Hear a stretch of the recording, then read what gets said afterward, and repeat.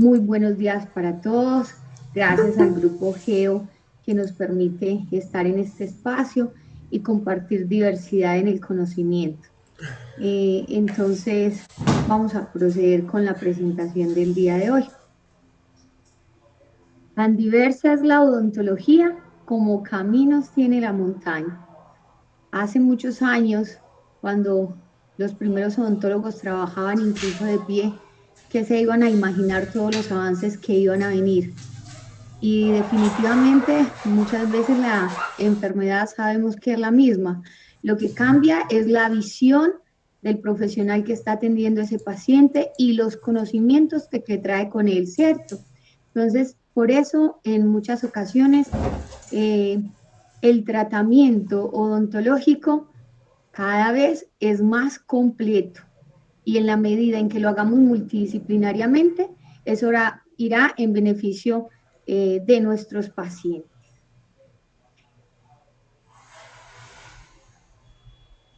Bueno, yo soy María Amparo Carvajal, como me presentó Mateo, soy egresada de la universidad y en esta diapositiva los invito a que me sigan escaneando ese código QR para que conozcan un poco más de lo que yo hago.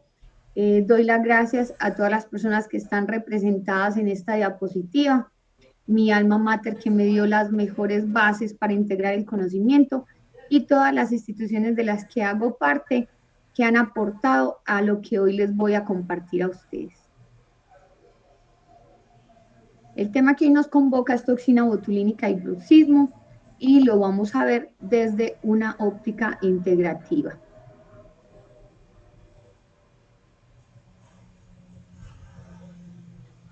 Cuando hablamos de bruxismo, entonces tenemos claro que es una actividad para funcionar oral cuando un individuo está despierto o dormido y que consiste en un apriete o rechinamiento dentario y es de etiología multifactorial y está asociado principalmente al estrés, alteraciones del sueño o parasomnías.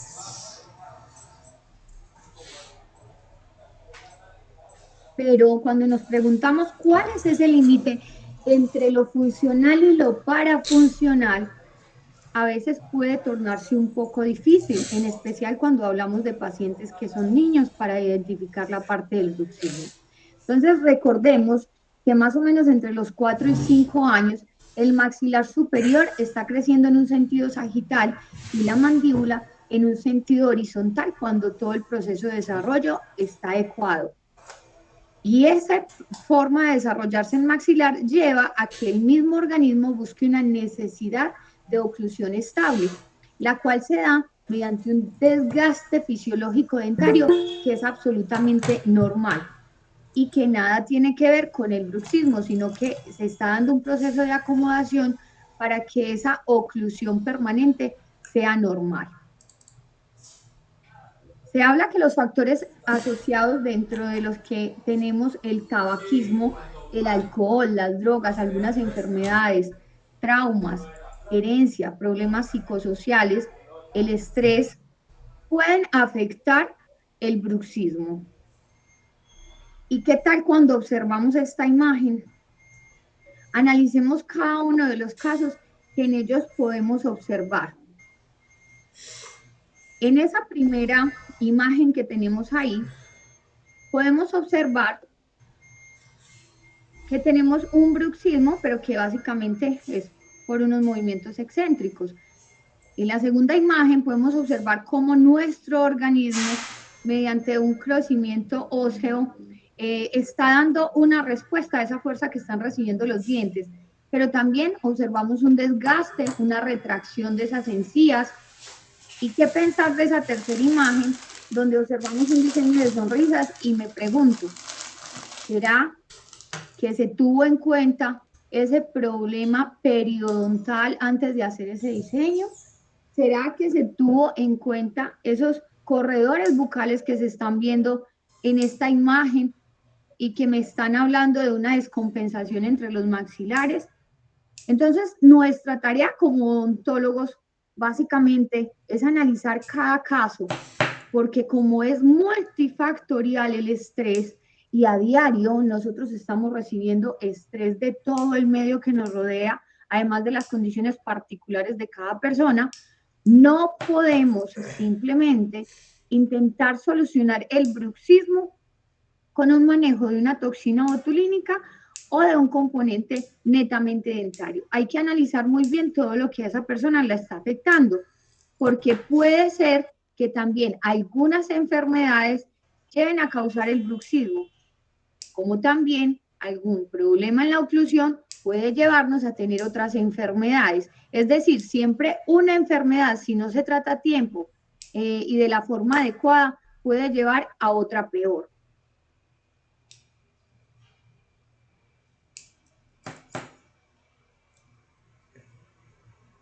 Y recordando entonces la etiología del bruxismo, hablamos que hay unos factores morfológicos, como son precisamente esos problemas en la oclusión, en la articulación, en la parte ósea, una etiología fisiopatológica, que es la que nos está hablando básicamente de unas alteraciones en la química cerebral, básicamente en el sistema dopaminérgico central, y unos factores psicológicos que puede tener unos desórdenes psicosomáticos, el estrés, la ansiedad y problemas de personalidad, entre otros. Y estos factores los podríamos asociar a su vez en factores que son periféricos o centrales. Esos factores periféricos serían los morfológicos y los factores centrales serían los fisiopatológicos y los psicológicos. Pero entonces cuando nosotros nos preguntamos cuál es la real etiología del bruxismo, ¿será entonces factores periféricos o serán factores centrales? Y aquí tenemos la respuesta. Se ha demostrado mediante investigaciones que el bruxismo parece estar regulado principalmente de forma central y no periférica. Es decir, cuando ya hay una alteración en esa química cerebral.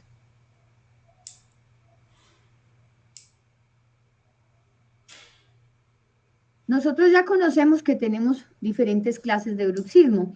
El céntrico, que si nosotros en estos momentos nos analizamos cómo está la posición de la lengua en nuestra posición de descanso de nuestros maxilares, no debe estar haciendo contacto los dientes.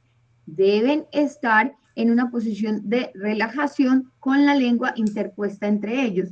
Tenemos el bruxismo excéntrico, el diurno, el nocturno, pero es muy importante tener presente que hay que darle ese apellido al bruxismo si es primario o idiopático, que es aquel que no reconoce una causa médica y que puede darse también diurno o nocturno, y si es secundario o iatrogénico, que es cuando ya hay una causa médica relacionada, una enfermedad relacionada allí, y que para este caso puede ser diurno o parasomía, porque ya tenemos una enfermedad asociada como tal. Analicemos un poco este video, cómo inicia a dormir esta paciente, sus labios cerrados. Pero ¿qué va pasando en el transcurso del sueño? ¿Cómo se va abriendo? Miren esos ojos, si hay movimiento o no hay movimiento. Miren la extensión que se puede dar de ese cuello o no, cómo se van dando los movimientos, y analizar en nuestros pacientes la deglución, cómo es ese proceso de alimentación, de masticación, los movimientos de todas el componente perioral hacen parte del análisis del bruxismo, porque creen ustedes que todo esto puede afectar o no a una paciente para que bruxe. Para mí es importantísimo, incluso desde la niñez, identificar posibles dificultades que puedan llevar a una apnea del sueño y que, como conocemos por las últimas investigaciones, las personas que tienen microdespertares tienen una asociación directa con el bruxismo. No quiere decir que todas las personas que bruxan tienen esa apnea, pero sí todas las personas que tienen apnea tienen bruxismo de acuerdo a lo que hemos visto en las investigaciones. ¿Y qué quiero que analicemos en este caso? Cuando observábamos el video, la paciente no movía sus ojos. ¿Qué quiere decir? No alcanzaba una fase REM. unos movimientos rápidos oculares que bien conocemos, que son la fase profunda del sueño y que permiten que naturalmente reparemos lo que se ha dañado durante el día. Nosotros iniciamos como un reloj a recorrer Póntela así. nuestro día Ay, sí. y cuando llegan las Este, horas de la noche, en el momento en que se da el proceso reparador, estas personas que sufren esa apnea de sueño no logran llegar a esta fase profunda, no se da la reparación. Tanto es así que genera un estrés oxidativo de tal manera que ese sistema nervioso central que nosotros tenemos y que poseemos un sistema periférico, un sistema nervioso oiga. periférico, y hay un micrófono por ahí activo. Entonces, nuestro sistema nervioso, que es el encargado de transmitir esos impulsos a través de las neuronas, está informando que la paciente no ha podido obtener esa parte reparadora y como respuesta se activa su sistema simpático, haciendo que haya actividad muscular. Y casi siempre, cuando se da un estrés en una persona, cualquiera que sea el tipo de estrés que suframos, bien sea porque nos pitó un carro, bien sea porque nos estamos divorciando, bien sea porque nos ganamos la lotería, cualquier situación que se pueda generar de estrés en nuestro cuerpo lleva a que haya a que haya un estrés en nuestros músculos, una compresión en nuestros músculos, una contracción muscular que nos va a transmitir unos impulsos que nos llevan a estar alerta. El estrés lleva a que se active el sistema simpático. Sin embargo, nuestro sistema es tan correcto que tenemos el parasimpático y que dentro de él podemos regular lo que en nuestro sistema esté mal. Pero ¿qué pasa cuando sobrepasamos esa posibilidad de que nuestro sistema se restaure por sí solo y poseemos un estrés que dura horas, días, años, como en el caso de esta paciente que apenas está empezando? Pues se genera una desestabilización de ese equilibrio y pues llevamos a problemas como son precisamente la apnea del sueño. Si analizamos a esta paciente, podemos observar todo lo que nosotros vimos en nuestro pregrado. ¿Cómo está ese maxilar? ¿Será que está recibiendo el aire suficiente para crecer? Observemos esa panorámica, cómo están esos senos paranasales y cómo tenemos esos cornetes. ¿Será que hay neumatización? ¿Será que uno que no está recibiendo el aire suficiente? Miremos esta foto central que hay acá. La paciente termina volteando su cuello en el transcurso de su sueño buscando el aire. ¿Por qué? Por imposibilidad precisamente de lo que estamos observando en esa panorámica. ¿Cómo es, cómo es la sobremordida de esta paciente? ¿Cómo es la posición de esa lengua cuando le pedimos que la lleve hacia adelante? ¿Cómo estará ese frenillo para que esa lengua tenga esa posición? Es muy importante que nosotros analicemos todo lo que rodea a nuestro paciente porque eso nos puede llevar a un bruxismo. ¿Y qué tal si tenemos un tipo de paciente como esta, que con seguridad ya han pasado muchos años de su vida, unos 30, 40 años, y miren las condiciones que el sistema de salud aún no ha corregido, porque en algunas ocasiones pueden considerar que algunos tipos de tratamiento pueden ser estéticos. Entonces, es importante que integremos no solo la parte educativa, no solo los diferentes profesionales que actuaríamos en este caso, sino también incluso a los entes territoriales y que regulan las normas de salud. Porque si analizamos este caso en la primera imagen, observamos simplemente una cicatriz de lo que fue un labio leporino, ¿cierto? Pero si vamos observando en la segunda imagen, vemos que aún la paciente no tiene cómo llevar su lengua al paladar, o sea, la lengua no tiene cómo entrar a ese paladar. Miren la forma que tiene ese paladar. ¿Qué pasa con esa paciente cuando está durmiendo? ¿Qué pasará con esa lengua? ¿Se irá hacia atrás? con seguridad y obstruirá esas vías aéreas y la paciente tendrá con seguridad microapneas. Y esas microapneas la van a llevar a una apnea de sueño precisamente por no tener corregidos todos los aspectos. Y si miramos, esta paciente va a necesitar posiblemente de cirugía maxilofacial, de periodoncia, de ortodoncia y también de la parte funcional, porque cuando uno lleva ciertos años con un hábito que es ser respirador oral, se necesita una reeducación para que esa voz, para que esa habla no sea netamente nasal y para reeducar a que la forma de respirar sea la adecuada cuando se coloque un disyuntor palatino que con seguridad se necesita en este tipo de pacientes. También podemos observar que la paciente requiere un tratamiento desde odontología general hasta una restauración de la parte del selle labial, porque observamos que no hay un selle total en esta zona. Y es que, ¿qué pasa y por qué la importancia que ha tenido últimamente esos microdespertares y esa relación con el bruxismo? Durante el sueño, lo normal que debería ocurrir es que hay una reducción de la conciencia, una reducción de esa actividad muscular y una reducción del metabolismo, es decir, el sistema está en calma para alcanzar esa fase REM del sueño donde se da una reparación. Pero, ¿qué pasa cuando un paciente tiene estrés? Cualquiera que sea el estrés que esté padeciendo de esos pacientes que vimos en esa imagen donde mirábamos diferentes tipos de bruxismo que podrían estarse causando y ocasionando incluso cervicalgias o cefaleas tensionales masticatorias. ¿Qué pasa con esos pacientes? ¿Será que pueden alcanzar esa fase de descanso y de reparación? Entonces, se ha demostrado en estudios que después de haber sufrido un estrés emocional o físico, se ha aumentado la actividad electromiográfica del músculo macetero.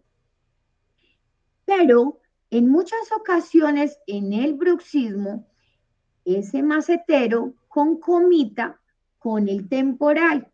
¿Y a qué se debe esto? Debemos entender muy bien entre cuando estamos en un estrés, si estamos en una fase de alarma, si estamos en una adaptación de ese estrés o ya nuestro sistema está en el proceso de agotamiento, es decir, la capacidad de respuesta a ese estrés fue superada y por ende trasciende a hacer daño a otros lugares.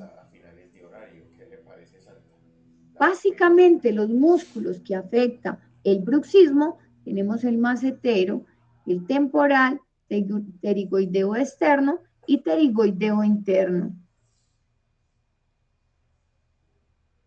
Y como les decía, en muchas ocasiones, cuando ese estrés ya llega a la fase de agotamiento y persiste por días, meses, años, pasa a ser concomitante con el músculo temporal.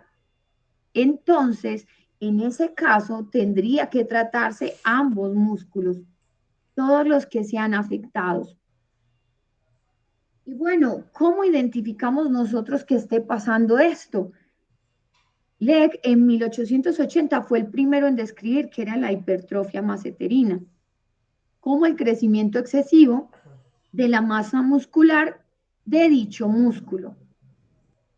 Y cuando ustedes observan un paciente como este, salta a la vista cómo hay un resalte del contorno mandibular, cómo se observa una cara muy cuadrada en este paciente que pasa de lo normal a lo anormal.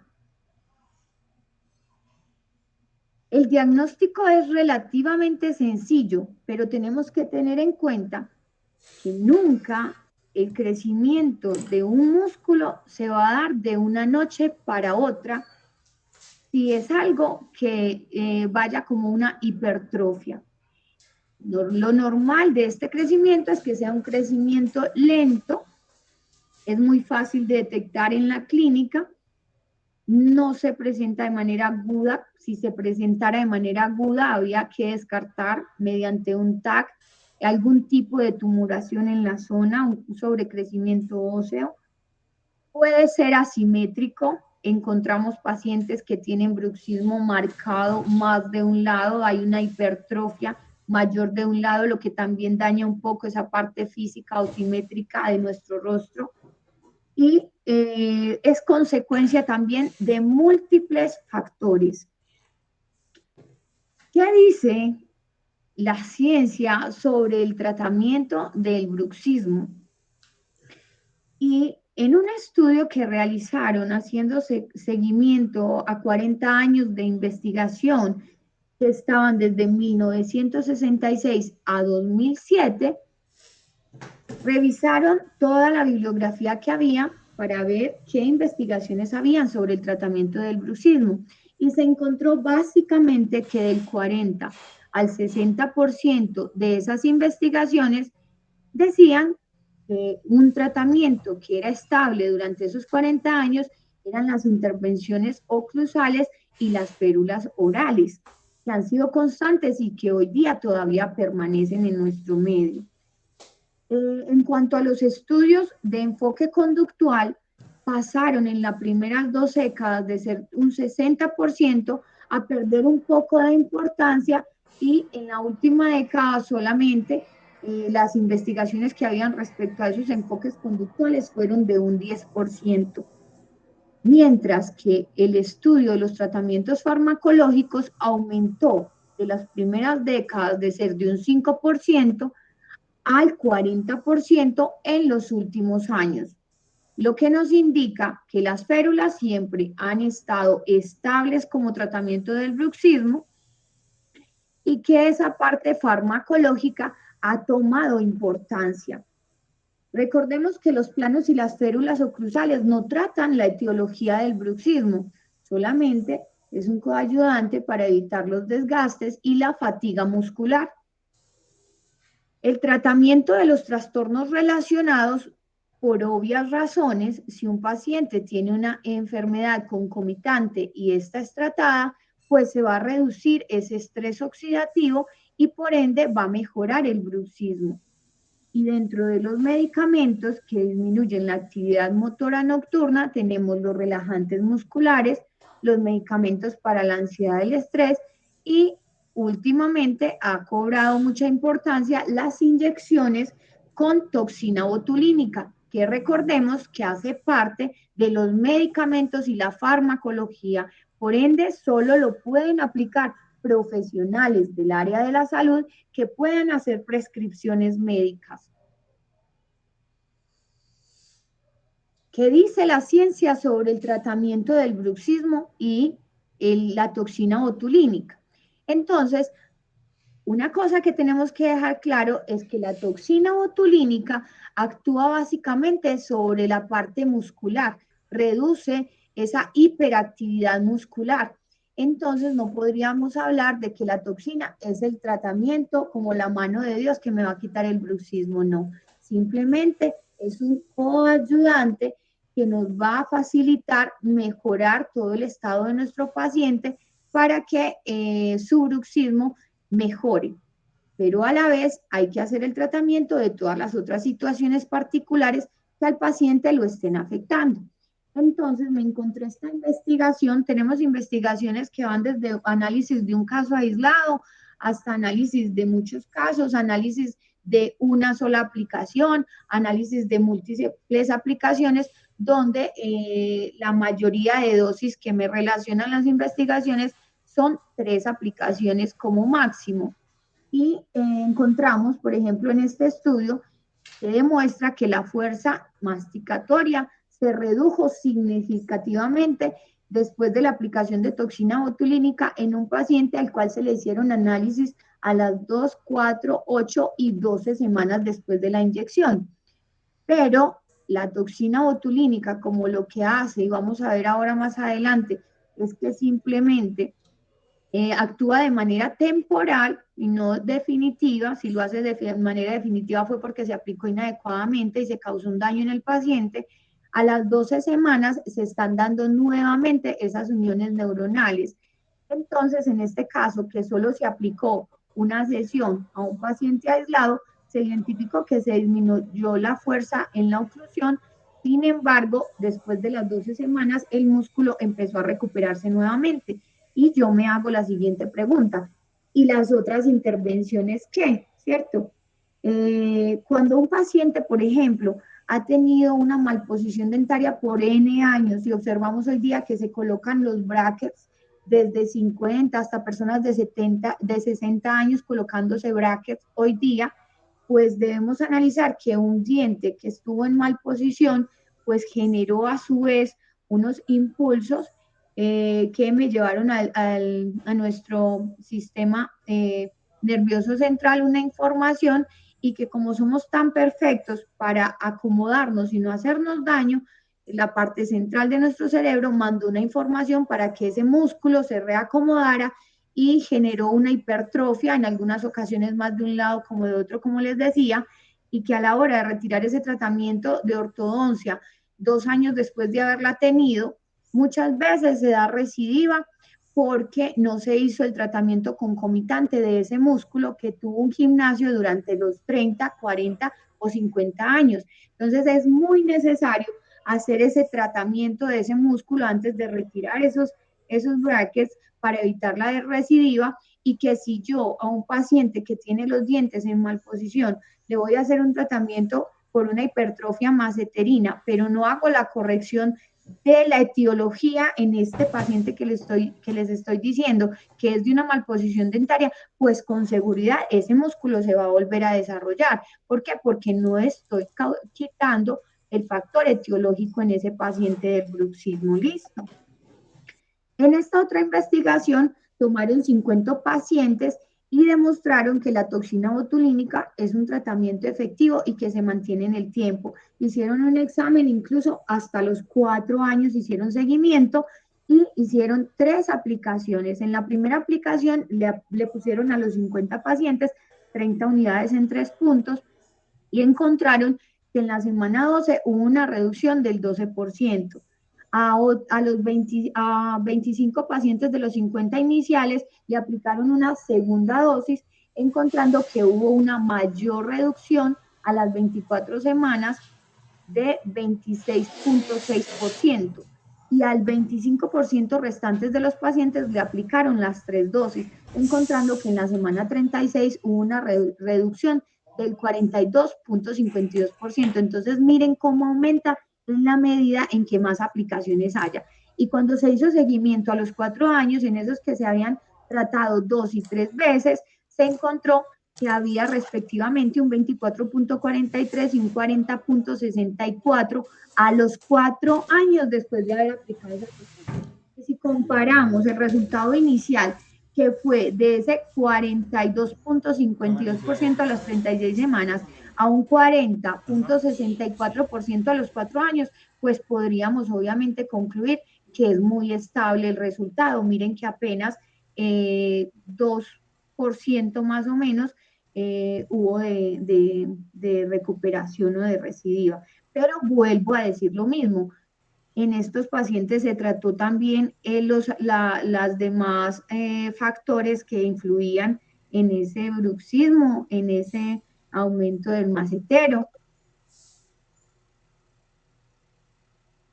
Y entonces, cuando hablamos del tratamiento de la toxina botulínica con el bruxismo, pues decimos que bueno que esto haya llegado a la odontología, qué bueno que cada día nosotros Mamá, podamos así brindarle no me más dejan opciones a hablando. nuestro paciente.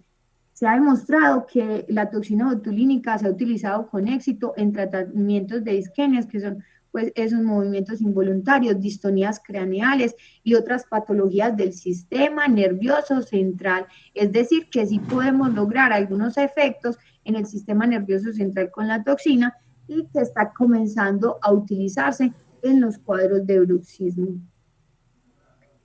Y la toxina botulínica tiene 7 formas diferentes o 7 serotipos que van de la A a la G y que básicamente se diferencian por su duración en el efecto y la potencia, donde la A es la más usada actualmente y la B se utiliza en casos de alergias de la toxina A y es un 50% menos la efectividad de la B respecto a la A. Básicamente, ¿cuál es la acción de la toxina? En esta imagen que estamos observando, en las estrellitas amarillas, esa es la representación de la toxina. Ella ingresa a la célula nerviosa por endocitosis. Cuando está dentro de la célula, su parte más activa se desprende y va a dañar este complejo SNAR, que es el que me permite que haya el paso de sodio, básicamente que se dé esa liberación de la acetilcolina y que se dé la contracción nerviosa en el músculo. Pero ¿qué pasa si se daña este complejo SNAR? ¿Qué es lo que hace la toxina? Básicamente se va a dar una quimiodenervación parcial y temporal del músculo en el sitio de la inyección, bloqueando que se abran esos canales de sodio-potasio, impidiendo la liberación de la acetilcolina en la terminación nerviosa colinérgica y por ende que no se dé la contracción muscular. ¿Y qué pasa cuando un músculo no se usa? Se atrofia, ¿cierto? Y cuando se usa demasiado, se hipertrofia. El tiempo de acción de la toxina, tenemos diferentes pisos. Unos primeros efectos que dan desde los 24 a las 48 horas y una parecia clínica que básicamente la empezamos a observar de los 3 a los 10 días. Hay un piso máximo que es a las 2 semanas aproximadamente. Yo la he visto en mis pacientes hasta 20 días después. Un tiempo de acción que es de 3 a 6 meses, donde empieza la regeneración a partir de la semana número 2 y paulatinamente, de acuerdo a las condiciones individuales de cada paciente, si hace ejercicio o no hace ejercicio, de acuerdo a la fuerza o morfología que tenga, porque no es lo mismo que tengamos un paciente braqui a un paciente dólico. Esos pacientes dólicos tienen unos músculos más débiles, mientras que los braqui tienen unos músculos más fuertes. No se debe aplicar nunca la toxina antes de 3 meses de la primera inyección, debido a que se pueden generar anticuerpos contra la toxina y no tener el mismo efecto en nuevas aplicaciones. Presentaciones hay muchas y todos los días salen nuevas presentaciones de toxina botulínica. Básicamente es un polvo liofilizado que viene en viales de 50, 100, 200 y 500 unidades, donde la recomendada usar es la tipo A. ¿Cómo se reconstituye? Normalmente en odontología para tratamientos se utiliza de acuerdo a los viales. Si tenemos un vial de 100 unidades, se utiliza 1 ml de solución salina. Si tenemos uno de 200, 2 ml de solución salina. Y si tenemos uno de 50, sería la mitad de 1 ml, que sería 0.5. Tenemos que tener en cuenta que a concentración menor, mayor difusión y existe controversia entre el tiempo de uso tras la reconstitución. A mí nunca me gusta utilizar una toxina que dice pues la literatura que se puede usar hasta los 15 días de reconstituida. No, yo busco utilizarla el mismo día, dado que yo sí he visto en los pacientes que se pierde la efectividad si la guardas por mucho tiempo. Además, pues para la cadena de frío hay que tener unas condiciones que garanticen la estabilidad del producto. Las vías de administración solamente son 2, intramuscular y intradérmica. Las demás vías no están permitidas. Ahí podemos ver en la imagen el polvito que se observa en el fondo del frasco. Es muy poco lo que se ve y el producto es relativamente costoso. Contraindicaciones, enfermedades neuromusculares, básicamente las miastenias gravis, alergias, infecciones, trastornos en la coagulación, relajantes musculares, tratamientos con antibiótico. Es preferible esperar que termine el proceso infeccioso y se recupere. Nunca se recomienda aplicar en un paciente que tenga infección y obviamente en las embarazadas pues tampoco nada tenemos recomendado. Dentro de los efectos que se pueden presentar con la aplicación de la toxina botulínica está dolor, enrojecimiento del tejido en la zona donde se aplica, hematoma local, infección asociada a la falta de higiene, reacción alérgica. Básicamente a la albúmina es la que principalmente genera reacciones alérgicas, entonces siempre le preguntamos al paciente si es alérgico al huevo. Efectos secundarios que se presentan está el debilitamiento excesivo del músculo, o general la persona te va a referir que tiene debilidad muscular, paresia de otros músculos vecinos si no aplicaste en la zona adecuada, puede haber disminución en la saliva si afectaste alguna glándula, y la magnitud y la frecuencia de los efectos dependen de la localización, de la dosis y del volumen que se colocó. Cuidados posteriores al tratamiento, hay que evitar movimientos bruscos, no acostarse mínimo 4 horas después de la inyección para evitar que se vaya a otros lugares, no masajear, no hacer ejercicio, no usar cremas, pero esto es precisamente para evitar el masaje. Hielo en las áreas con edema, sin embargo, yo recomiendo que no se coloque nada porque realmente el edema es muy poco. Entonces, cuando les decimos que se coloquen hielo, pueden hacerse presión y hacer dispersión a otras zonas. Entonces, prefiero no recomendarles que se coloquen hielo. Tenemos unos productos que ayudan a disminuir el efecto, como son el DMAI, que es un producto bioestimulador y que básicamente lo que hace es activarme la actividad muscular. Entonces, me ayuda a que el efecto de la toxina pase más rápido, y tenemos el láser de baja intensidad que se utiliza para manejar complicaciones porque produce calor y hace que pase más rápido el efecto de la toxina. No se debe usar durante el momento en que la toxina está haciendo su efecto tóxico, es decir, que debe usarse después de 8 días de aplicado para evitar por el mismo calor otra complicación. Y un producto que potencia su efecto, que es el argilerine, que normalmente es utilizado pues como para líneas de expresión que no son muy marcadas, pero que también se puede utilizar antes de poner en el bruxismo para potenciar el efecto.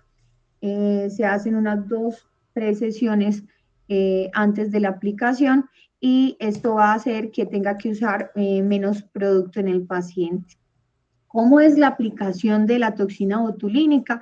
Entonces, como sabemos que uno de los principales músculos más afectados es el macetero, vamos a recordar, según Naujo Kim, en 2005, él nos menciona o divide el músculo macetero en 6 zonas, donde él dice que hay unas zonas que son básicamente las que están relacionadas con esa hipertrofia maceterina, y que son la zona 4 y la zona 5 que observamos en la imagen. Él dice que la zona 1, 2 y 3 se encuentran asociadas a lesiones en el conducto de la parótida, y que la zona número 6 no está relacionada con la hipertrofia maceterina.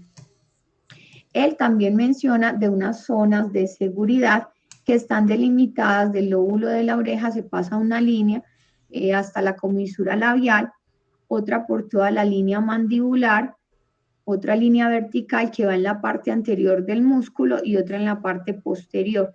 Entonces, eso me delimita la zona de aplicación. Si me voy muy adelante, puedo afectar el risorio y no puedo pasarme de esas zonas que él está delimitando en esa imagen. Cuando nos ponemos a observar la literatura y diferentes formas de aplicación e investigaciones, encontramos que utilizan aplicaciones concomitantes para el temporal en el caso en que el paciente ya ha tenido una hipertrofia temporal también, una afectación temporal. Encontramos imágenes como esta, donde pueden aplicarlo solo en macetero y pueden aplicar entre 3, 4 y 5 puntos. Incluso Hay algunas como la primera imagen que me están relacionando 7 puntos y que están pasando a esa zona que habíamos visto anteriormente, que no era pues como la más segura. Eso dependerá de la capacidad del profesional para identificar el grado de bruxismo en el paciente y de cuál sea la cantidad de dosis que va a colocar de acuerdo al grado de afectación del bruxismo que ese paciente tiene. Entonces aquí tenemos las diferentes combinaciones, 4 puntos, 3 puntos, solo en macetero y temporal, temporal con 3 puntos, temporal con 2 puntos. Son muchas las aplicaciones que podemos tener. Yo les voy a mostrar una paciente que le hice una aplicación de 3 puntos porque básicamente esta paciente era una paciente que había tenido tratamiento de ortodoncia, tuvo recidiva y ella me mencionaba que observaba cuando ella masticaba, le decía a su pareja que porque un lado de su rostro tenía movimiento y el otro no, o sea, cada que masticaba. Y nosotros observamos a diario, vamos a empezar a mirar de ahora en adelante a todas las personas que tenemos a nuestro alrededor cuando estamos en proceso de masticación. Hay personas que se les mueve el temporal de tal manera que parecen avatar. Y eso nos está hablando de que hay una compresión cada que la persona hace un proceso de masticación y que ese músculo que está hipertrofiado, cada que yo mastico, me está haciendo una presión sobre las venas y las arterias que me están llevando oxígeno al cerebro. ¿Y qué pasa cuando yo reduzco ese lumen por la compresión que hago muscular sobre ese vaso? Obviamente estoy reduciendo la cantidad de oxígeno y estoy haciendo que esa sangre se vuelva más viscosa y por ende el corazón tenga que trabajar más para poder llevar oxígeno y sangre hasta el nivel central y a diferentes zonas donde se pueda presentar la compresión muscular hacia los vasos y arterias. Entonces hice el análisis de la paciente y podemos observar en una foto central, este es un caso sencillo relativamente, no está muy marcada esa hipertrofia, pero podemos observar que del lado derecho, miren este contorno, está mucho más marcado que acá y efectivamente cuando le puse a hacer eh, los movimientos pues de lateralidad, céntricos, pudimos observar unos puntos de contacto, a ella tuvieron que ponerle nuevamente brackets porque hubo recidiva, ella no quedó contenta con su tratamiento, pero a la vez le habían hablado de mí y yo le dije, bueno, antes de que le retire nuevamente los brackets, vamos a hacer el tratamiento de ese músculo macetero derecho. Entonces podemos observar su lado izquierdo, miren su contorno y el lado derecho cómo estaba. Vamos a observar acá en un videito cómo era el movimiento de un lado y después de la aplicación de toxina que le hice 3 puntos, 5 unidades por punto, como la paciente mejoró. Miren ahí el movimiento del músculo, alcanzan a observarlo. Y miren después de la aplicación de toxina, miren cómo redujo esa fuerza en esa zona. ¿Me están escuchando? Sí, sí, doctora, muy bien, excelente, se ve muy bien el video. ¿Alcanzan a ver la diferencia? Sí, Y listo. Entonces, este resultado se obtuvo a los 20 días. Las investigaciones hablan que más o menos entre la 3 y la cuarta semana ya empezamos a ver resultados en ese músculo. La paciente me agradece porque dice que de ese lado, cuando ella iba a comer, a veces ella me relataba que sentía que se le chocaban los dientes y que en ocasiones amanecía como con pedacitos de diente y efectivamente intraoralmente habían unas fracturas, microfracturas de esos dientes que me hablaban de un bruxismo que estaba sucediendo de ese lado. Y me dice también que encuentra descanso porque en ocasiones sentía como si hubiera comido coco toda la noche. Entonces eso es muy satisfactorio, además que ella está ilusionada que al retirarle sus braques, pues ya no va a haber recidiva en el tratamiento. Y otra circunstancia que me alegra mucho es que, y que yo debo decirles, es que la armonización orofacial lastimosamente está siendo muy criticada actualmente.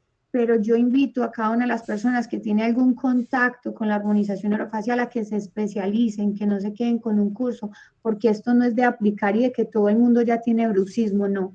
Hay que aprender, hay que conocer muy bien, hay que saber los sitios de aplicación, hay que conocer que si yo aplico toxina más de lo debido, también puedo causar un daño en el hueso porque el músculo también es el encargado de hacer una estimulación sobre ese hueso y si yo estoy atrofiando totalmente ese músculo, pues también estoy atrofiando o haciendo que se me reabsorba ese hueso mandibular que es tan importante también. Y miren el cambio que dio esta paciente como por un tratamiento funcional se ve como resultado eh, algo muy bonito en la paciente, es decir, como decimos desde ASOCAP, que es la Asociación Colombiana de Armonización Orofacial que yo lidero, por favor, armonizadores, que la estética no sea más que la resultante de un estado en equilibrio. Si tú tienes un estado en equilibrio, por ende tiene que verse bonito, por ende tiene que verse armonioso. Entonces es muy satisfactorio ver cómo cambiamos a diario la vida de nuestros pacientes. Esta paciente hicimos una sola aplicación, ella tenía un músculo más marcado, en algunas ocasiones cuando hago tratamiento de bruxismo, pero también analizo a la paciente como un todo. Miren que hay una hipertrofia del mentón también, ¿cierto? De ese músculo mentoniano. También hice aplicación en el músculo mentoniano de esta paciente y va para tratamiento de prostodoncia porque miren que ese tercio inferior está reducido. Entonces, cuando nosotros analizamos un paciente y vemos el grado de bruxismo, casi siempre está correlacionado con esa pérdida vertical y hay que hacer otros tratamientos concomitantes, no es solo colocar toxina. Miren acá ese surco labiomental, cómo me redujo con la aplicación en mentón. Entonces, no se trata de que yo solo voy a ver bruxismos y voy a colocar como concomitante la toxina. No, yo tengo que mirar qué pasa dentro de ese paciente, preguntarle cómo duerme, preguntarle si está teniendo un problema en este momento, porque hay personas que pueden tener un estrés momentáneo, luego superarlo, pero el músculo quedará allí porque el estrés duró N años, personas que duran 2 años sin empleo, personas que perdieron su clínica durante la pandemia, cómo ayudarles a que ese proceso de hipertrofia se recupere, porque a lo mejor esa paciente ya obtuvo un nuevo trabajo y ya esa situación de estrés cambió, pero sin embargo se generaron unos hábitos o una hipertrofia que tendremos que entrar a tratar, ¿cierto? Lastimosamente, este tratamiento, por ser un poco costoso, dependemos de esa capacidad económica. Esta paciente no pudo colocarse una segunda dosis, entonces no tengo caso completo para mostrarles. Y vuelve la pregunta, ¿ustedes creen que este tratamiento es estético o es funcional?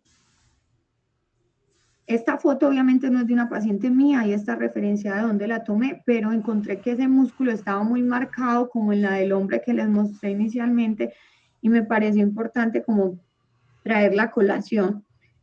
Entonces vuelvo y les digo, para las personas que hacemos armonización como los 10 estudiantes, dentro de ellos 3 de la Universidad de Antioquia, compañeros míos, tenemos un cirujano maxilofacial, una ortodoncista, la doctora Diana González, que muchos de los profes que están ahí la conocen, al igual que a mí, el doctor Carlos Fernández. Decidimos irnos a estudiar esto para brindarle algo mejor a nuestros pacientes y les aseguro, muchachos, que la armonización orofacial llevada desde la función vamos a cambiar vidas más de lo que lo hacíamos antes. Otro aspecto que quiero que analicemos es el siguiente. En muchas ocasiones nos critican porque trabajamos como esa parte estética, pero yo les quiero preguntar algo respecto a este video. Observemos este video.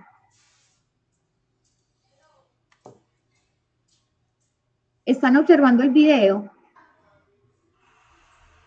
Sí, sí, se ve perfectamente. Observen ese músculo macetero en esta paciente. Yo qué les quiero contar de esta paciente y de otras que he atendido. Tengo pacientes que han sufrido accidentes en moto y que por ende tuvieron un daño a nivel de columna. y esos dolores tan marcados, donde están siendo tratados con lírica, con tratamiento, con medicamentos que realmente son fuertes y que ellos me relacionan, doctora, es que ya no me hace nada, vine a usted porque me la referenciaron, a ver si por lo menos mejoro la parte de la tensión que tengo en mi cabeza.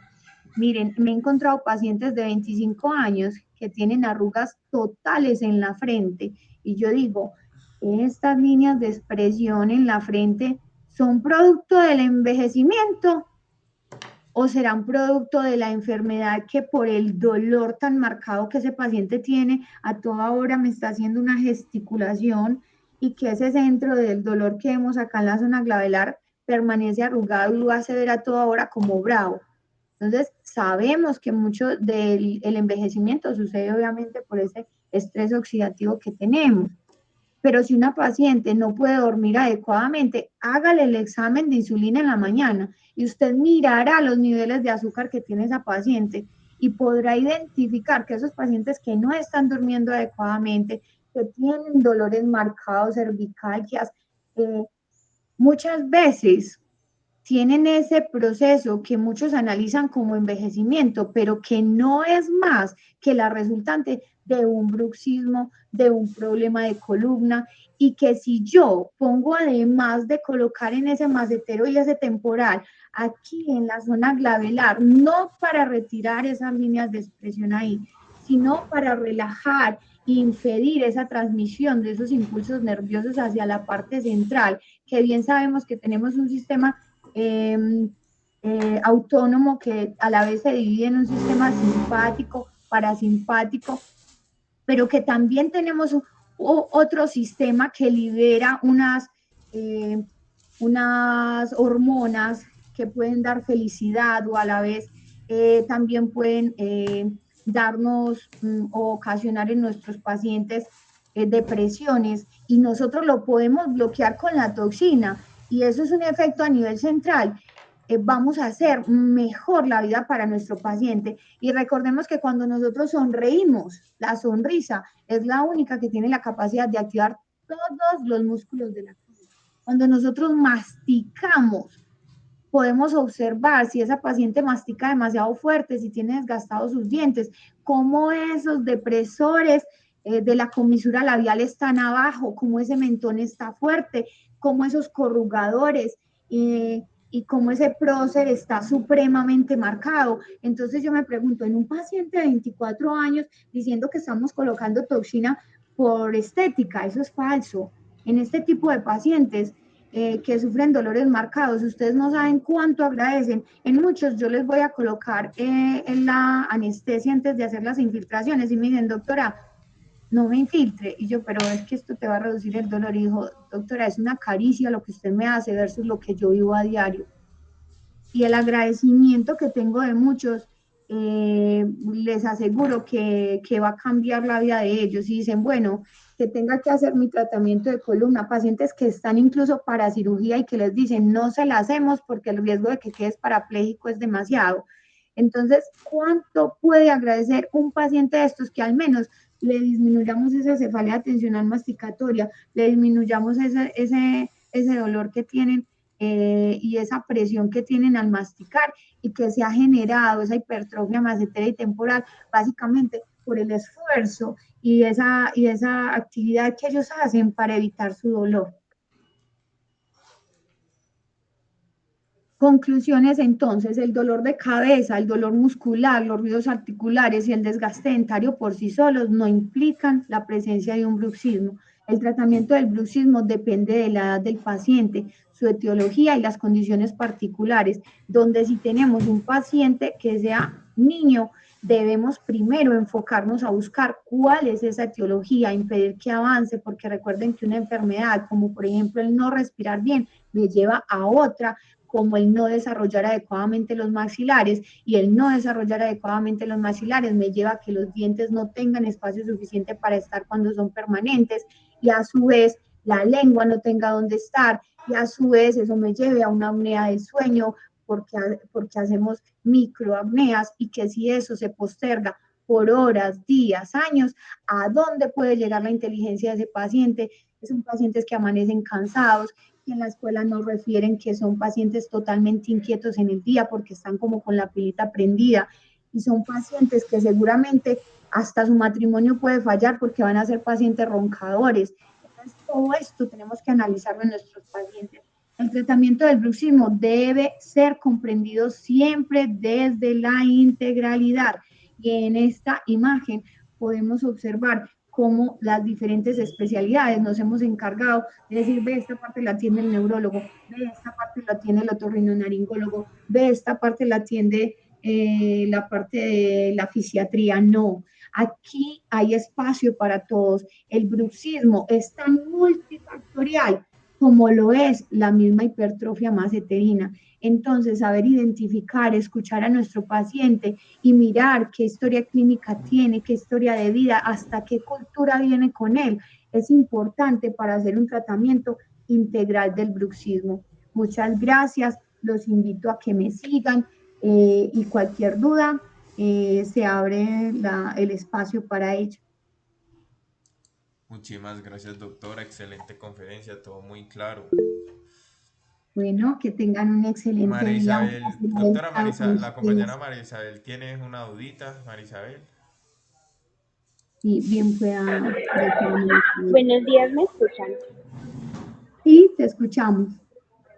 Doctora, muchas gracias por compartirnos todos sus conocimientos al respecto. Y tengo una duda. Lo que pasa es que me genera pues como cierto conflicto, o desde qué momento se puede como comenzar a considerar patológico pues esos movimientos como relacionados al bruxismo en los niños. ¿Desde qué momento se pueden considerar patológicos?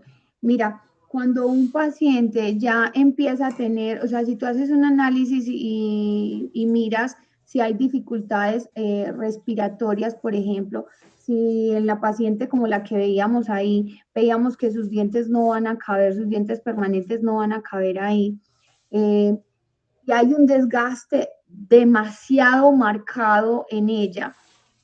Aunque recordemos que el desgaste dentario puede deberse también a la dureza del esmalte, puede deberse también a la fuerza masticatoria y también a la morfología de ese paciente. Entonces, ¿cuándo se puede evaluar como un bruxismo?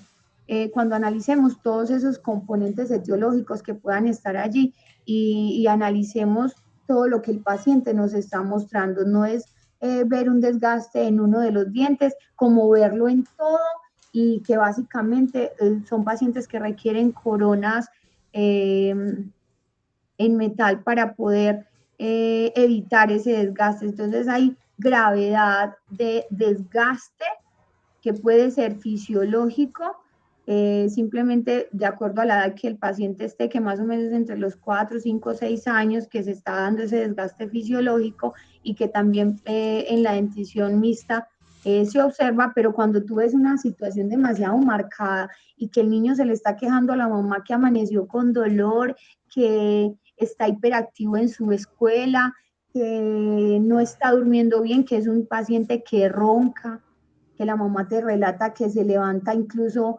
dramatizando sus sueños, o sea, que está teniendo pesadillas, que en muchas ocasiones muchos profesionales de pronto no saben identificar. Dicen, bueno, las pesadillas fue porque de pronto vio televisión antes de acostarse o porque tuvo malos eventos.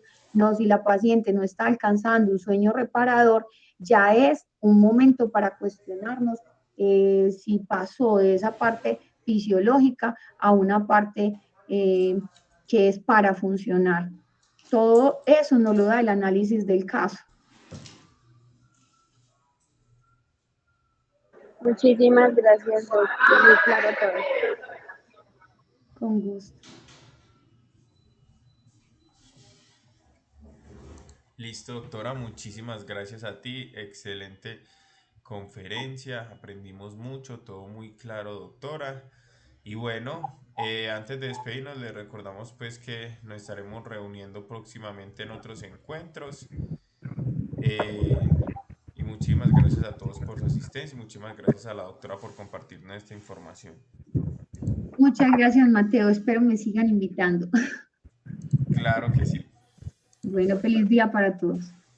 Muchas gracias. gracias. Excelente la conferencia. Gracias. Muy bien. Muchas gracias, feliz día.